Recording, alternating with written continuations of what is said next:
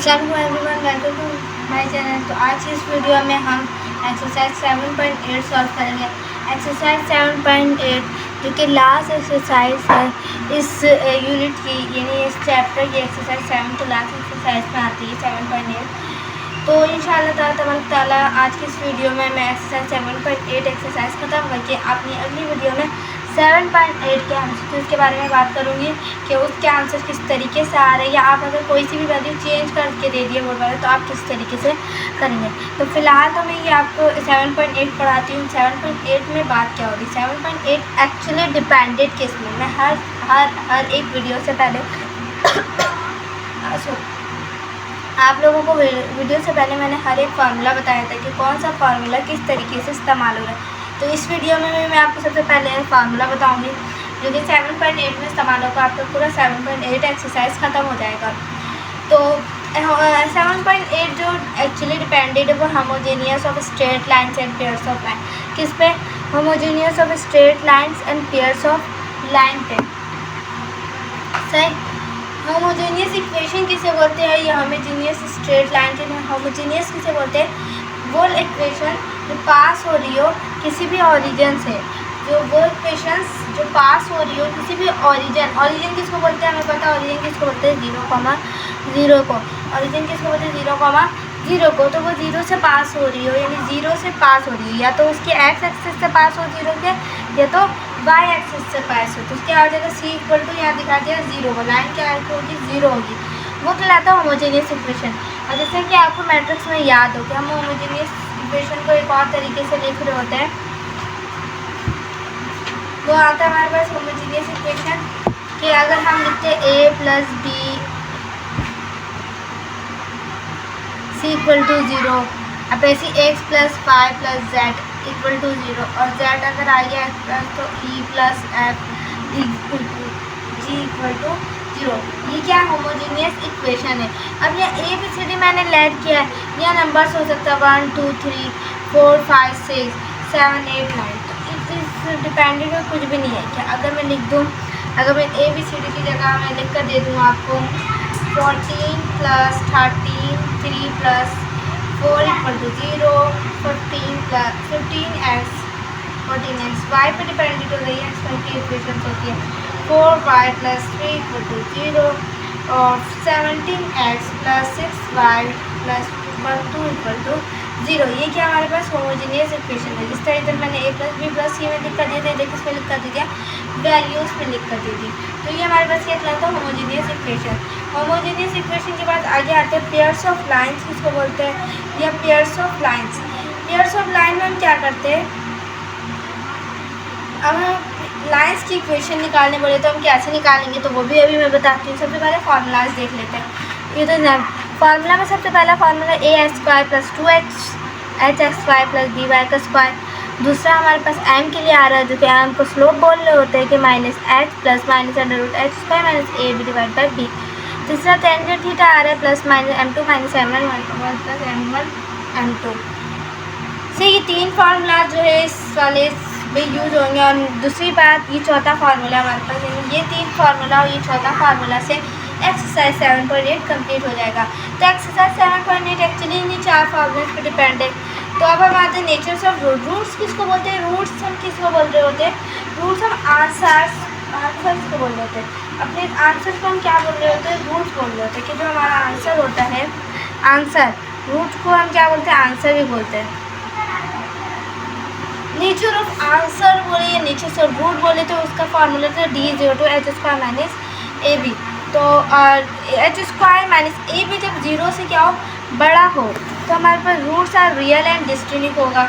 h² minus AB बराबर हो 0 के, तो रूट्स आर इक्वल्स होगा। h² माइनस AB क्या हो? इमेजिनरी हो, इमेजिनरी हो एंड डिस्टिंक्ट होगा। कब? जब 0 से छोटा होगा। तो स्टार्ट करते हैं अपने सवाल का आगाज। तो एक्सरसाइज 7.8 क्वेश्चन नंबर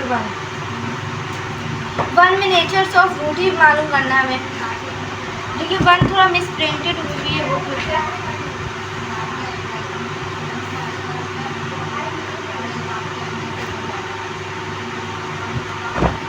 तो स्टार्ट करते हैं एक्सरसाइज 7.8 का सवाल नंबर 1।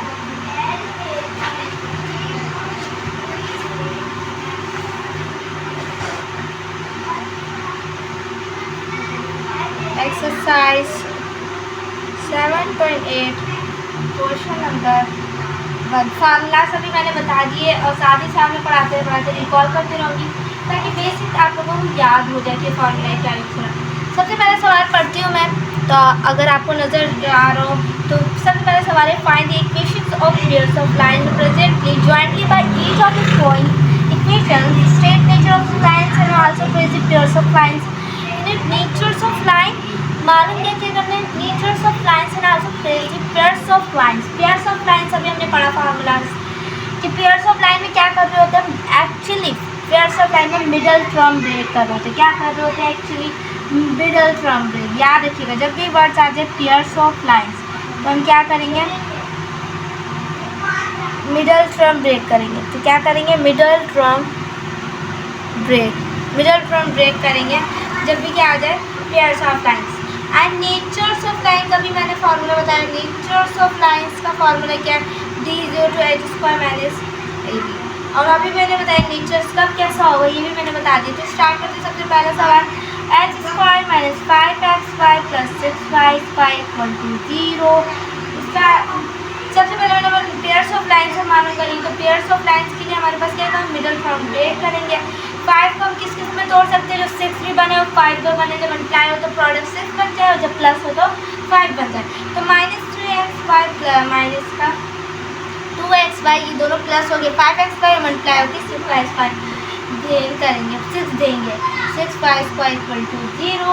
ये मेरा सॉल्यूशन चल रहा है। सॉल्यूशन इन दोनों से x कॉमन ले लिया है, -3y -2y, इसमें से 2y कॉमन ले लिया तो यहाँ बचेगा x और यहाँ बचेगा -3y = 0। x - 3y दो ब्रैकेट है कि अगर आपको याद हो कि मिडल टर्म ब्रेक कैसे लेते हैं, तो x - 2y = 0। अब हम आइदर और हमेशा कर रहे थे, तो आइदर और x - 3y = 0 और x - 2y = 0। इसको सॉल्व कर लेंगे तो हमें 0 की इक्वेशंस मालूम करनी थी। 0 की इक्वेशंस आ गई तो ये हमारे पास क्या हो गया, बॉक्स बना दी। ये हमारे पास क्या आ गया, पेयर्स ऑफ लाइंस हमारे पास आ गया। हम क्या मालूम करना है, नेचर्स ऑफ लाइंस मालूम करना है। क्या मालूम करना है, natures of lines. For the natures of lines, natures of lines के लिए हम क्या कर रहे होते हैं, अभी मैंने बताया फार्मूला लगा देंगे, d = h² - ab। तो इसका फार्मूला क्या है, a क्या है, b क्या है, d क्या है, ये तो मैंने बताया ही नहीं। d यहाँ सो कॉल्ड डिस्टिनी, d तो हमारे पास पता है नेचर्स ऑफ लाइन है। a क्या हमारे पास, where a = 1, b = 6 and h = -500। a क्या हमारे पास 1, क्योंकि यहाँ कोई वैल्यू नहीं है, इसका मतलब यहाँ क्या है 1 है। b क्या हमारे पास 6, यानी ये वाली वैल्यू b a हुई, ये वाली b हुई। और हमेशा हम h की वैल्यू जो होता है उसको डिवाइड करवाते हैं 2 से, क्योंकि दरअसल h की वैल्यू जो है 2hxy है। तो जब ये मल्टीप्लाई नहीं होता है तो हम इसको क्या करवा देते हैं, डिवाइड करवा देते हैं। यानी आप हमेशा इस वाले सवाल में बीच वाले टर्म को क्या कर देंगे, डिवाइड बाय 2 कर देंगे। क्या कर देंगे, डिवाइड बाय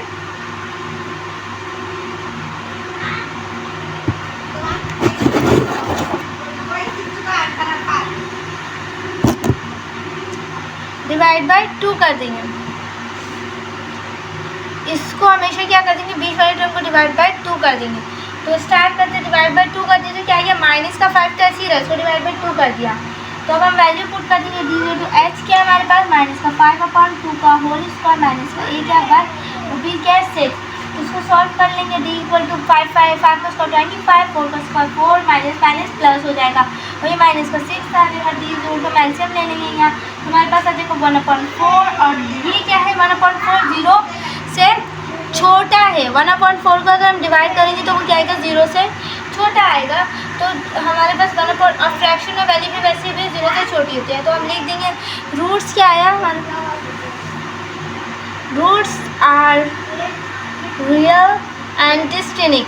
कैसे, अभी मैंने बताया था कि रूट्स कब रियल होते हैं, कब डिस्टिनिक होते हैं। रियल्स एंड डिस्टिनिक डी जो है बड़ा है 0 से, 0 से क्या है ये बड़ा है। कैसे 1/4 को जब भी डिवाइड करेंगे तो वो 0 से 0 पॉइंट समथिंग आ रहा होगा, 0.6 आ सकता है, 0.25 आ सकता है, लेकिन ये 0.25 अगर आए, सपोज करें कि 0.25 है, तो ये जब भी किससे बड़ा होगा 0 से बड़ा, तो रूट क्या आ गया, रियल आ गया और डिस्टिनिक आ गया। तो ये हमारे पास आंसर निकल गया। इसमें क्या मालूम किया हमने, दो चीज़ मालूम की। सबसे पहले मालूम किया पेयर्स ऑफ लाइन्स एंड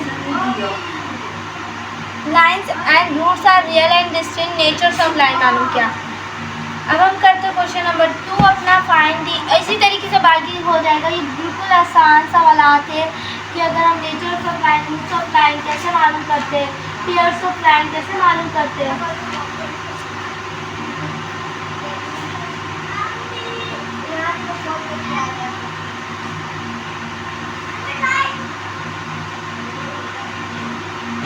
तो हम अपना सवाल करते हैं क्वेश्चन नंबर 3। 2 अभी मैं बताती हूँ, 3 पहले करते हैं कि 3 में बोले trace the line by the flowing equation. Trace करना लाइन को बाय फ्लोइंग इक्वेशन के जरिए x² - 3xy + 2y का इक्वल टू 0। सबसे पहला सवाल ये आ गया। इसमें डायरेक्ट क्या करना है, ट्रेस करना है पेयर्स ऑफ लाइन। अभी मैंने बताया पेयर्स ऑफ लाइन के लिए क्या लगेगा, हमारे पास मिडल टर्म ब्रेक होगा। तो डायरेक्ट इसे मिडल टर्म ब्रेक करते हैं और अपना आंसर ले। डायरेक्ट हम इसे मिडल टर्म ब्रेक करके अपना आंसर ले आते हैं। x² - 3x को कैसे में तोड़ेंगे, xy - 2xy को तोड़ लेंगे, प्लस का y equal to 0। x - y का 2y x - y हो जाएगा, यहाँ से कॉमन ले लिया तो इक्वल टू 0। x - y आ गया, या इन दोनों को हमने एक ब्रैकेट में कर लिया, x - 2y आ गया। ये सिंपल क्या करें, मैं मिडल टर्म ब्रेक करेंगे, आइदर करेंगे और करेंगे तो x - y इक्वल टू 0 आ जाएगा और x - 2y इक्वल टू 0 आ जाएगा। ये हमारे पास आंसर हो गया। सिर्फ क्या बोला था मैं, पेयर्स ऑफ लाइन। जब भी वर्ड्स आ जाए पेयर्स ऑफ लाइन मालूम करो तो हम क्या करेंगे, डायरेक्ट मिडल टर्म ब्रेक करेंगे और आंसर ले आएंगे। अब हमारे पास आता है क्वेश्चन नंबर, अब हम करेंगे क्वेश्चन नंबर 4 जिसमें न्यू फार्मूला यूज हो रहा है। क्वेश्चन नंबर 4 में हमारे पास कौन सा फार्मूला यूज है, find the angle between. Angle मालूम करना है, एंगल मालूम करना है किसके जरिए मालूम करना है, मालूम क्या करना है, फाइंड क्या करना है, एंगल मालूम करना है। एंगल क्या करना है, मालूम करना है। ये याद रखिएगा, ये सवाल न्यू है तो इसलिए मैंने लिख कर बता दिया कि मालूम एंगल करना है। सबसे पहला सवाल ले लेते हैं, x² - 5xy + 6y² equal to 0। सही। फिर अब इधर फार्मूला कौन सा लगाएंगे, अभी मैंने बताया था आपको स्लोप का। अगर आप याद हो आपको तो एंगल के लिए हम m1 m2 मालूम करते हैं, तो यानी इस वाले सवाल में हमें स्लोप की ज़रूरत है। सही है। अगर एंगल का फार्मूला आपको याद हो तो था tangent theta equal to m2 - m1 + m2 और m1। तो इसके लिए m1 और m2 मालूम होना तो सबसे पहले हम m का फार्मूला लगाएंगे और m का फार्मूला था m = -h + √x² - a भी डिवाइड होगी। अभी मैं लिख कर बताती हूँ, सबसे पहले मैं लिख देती हूँ। है a क्या हमारे पास 1 है, अभी मैंने बताया था। b क्या हमारे पास 6 है और h क्या हमारे पास, अगर आप बताएंगे तो इससे क्या होगा, सिर्फ 2 डिवाइड हो जाएगा तो -5/2 हो गया। तो फॉर m1 काम किसके लिए करना है, m1 and m2।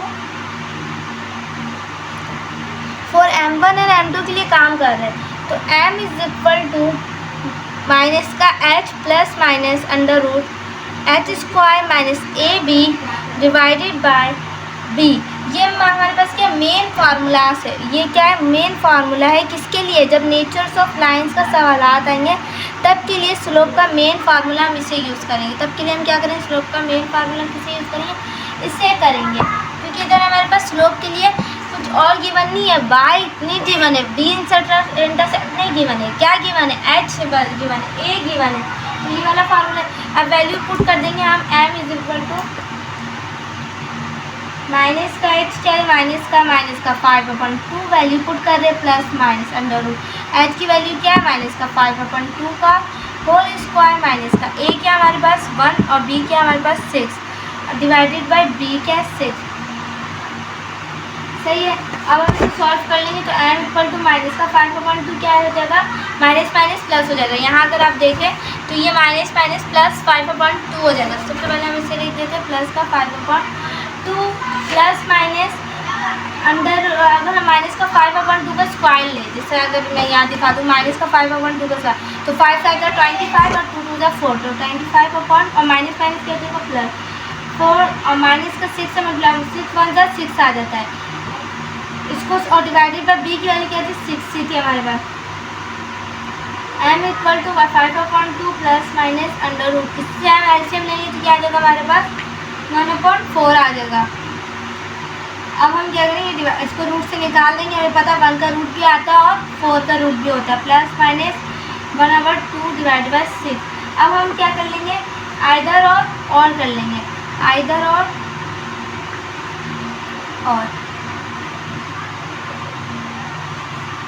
m is equal to 5/2 plus का 1/2 divided by 6, f is equal to 5/2 minus का 1/2 डिवाइडेड बाई 6। यहाँ से एलसीएम 5 प्लस 1 क्या हो जाएगा, बेस सेम हो जाए, डिवाइड एक तो लाइक टर्म्स है, लाइक टर्म्स में क्या होता है हमें ज़रूरत नहीं होती क्रॉस मल्टीप्लिकेशन करवाने की, हम डायरेक्ट 5 - 4 कर देंगे तो 4/2 डिवाइड बाई 6 है।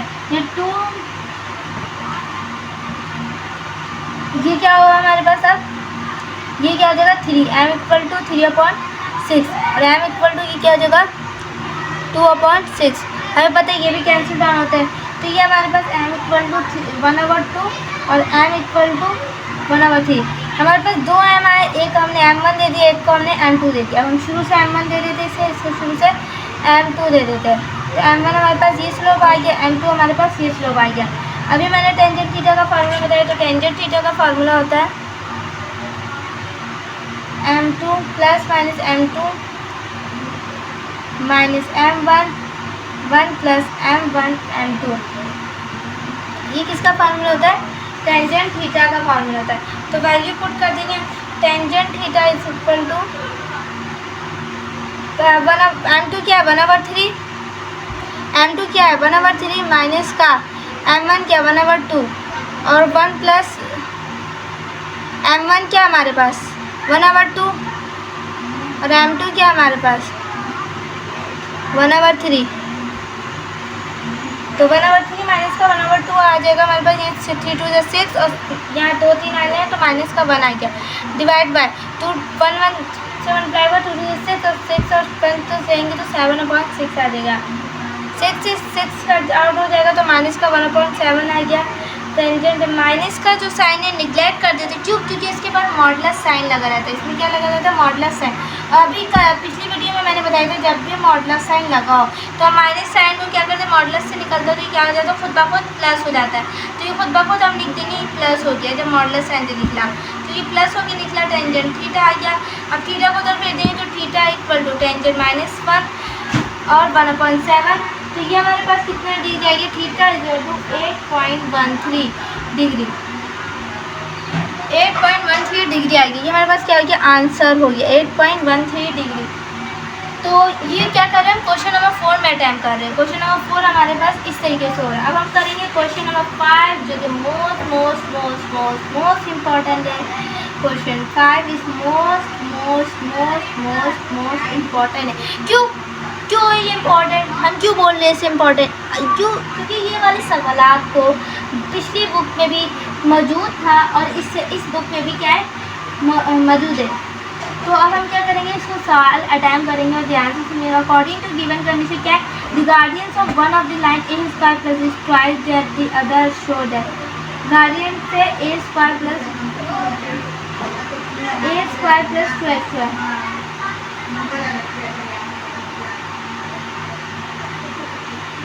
प्लस बी वाई का square equal to 0 is twice that the other, ये हमारे पास क्या है ये एक है, is twice that the other according to given condition के मुताबिक क्या हमारे पास है m1 जो है डबल है m2 से, किस तरह the guardians of lines is twice that the other से, तो ये अदर स्लोप से क्या है डबल है, तो 2m2 जो हम जानते हैं m का फॉर्मूला क्या होता है m is equal to minus का H plus minus under root H square minus का A B divide by B.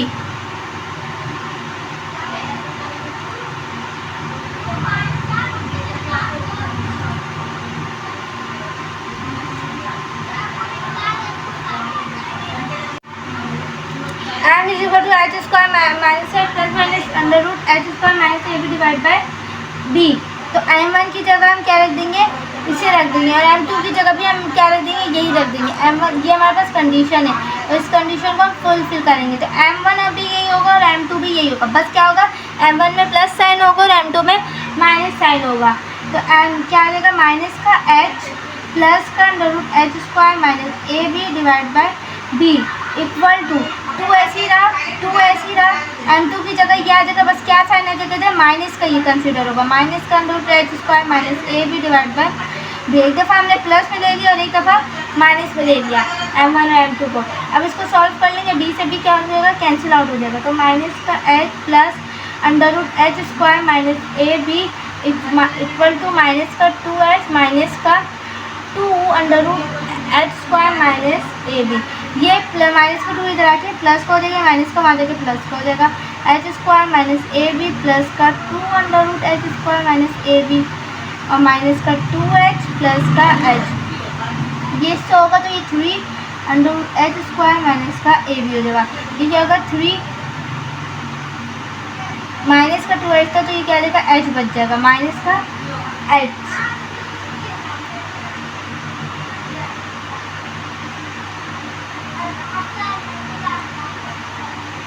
ये इधर आ जाएगा, एच पॉजिटिव होगा, ये उधर चले जाएगा, ये नेगेटिव हो जाएगा, H square minus A B. अब हम क्या कर लेंगे, रूट खत्म करने के लिए स्क्वायरिंग ऑन बोथ साइड कर लेंगे। स्क्वायरिंग ऑन बोथ साइड करने के मुताबिक क्या, एच स्क्वायर माइनस का यानी इसमें 3 under root H square minus का ए बी का होल स्क्वायर, ये क्या हो जाएगा, प्लस का हो जाएगा। तो एच स्क्वायर इक्वल टू 9 आ जाएगा under root H square minus का ए बी। तो ये क्या हो जाएगा, 9h स्क्वायर माइनस का 9ab एच स्क्वायर। तो ये क्या आ जाएगा, 9ab इधर आ जाएगा प्लस का, और ये क्या हो जाएगा 9h स्क्वायर, ये प्लस का आ जाएगा माइनस का हो जाएगा, तो 8h स्क्वायर बच जाएगा। यही प्रूफ करना था हमें सवाल में कि प्रूफ करो ये है ये नहीं, और हमने प्रूफ कर दिया। तो ये हमारे पास 7.8 ख़त्म होता है। 7.8 के बाद 5 सवाल इसी तरीके से होंगे, बिल्कुल ईजी। तो हमारा ये एक्सरसाइज पूरा चैप्टर ख़त्म होता है। 7 में जो इम्पोर्टेंट सवाल आते हैं मैंने आपको बता दिया कि कौन से इम्पोर्टेंट है कौन से नहीं है, और किस चैप्टर क्लास में कितना है, और कौन से सवाल, कौन से न्यूमेरिकल, कौन से फार्मूलाज किस तरीके से यूज़ हो रहे हैं, किस जगह पे यूज़ हो रहे हैं, कितने फार्मूला 7 पॉइंट में यूज़ हो रहे हैं, ये भी मैंने बता दिया। और thank you for the watching the video. Please subscribe, like and share.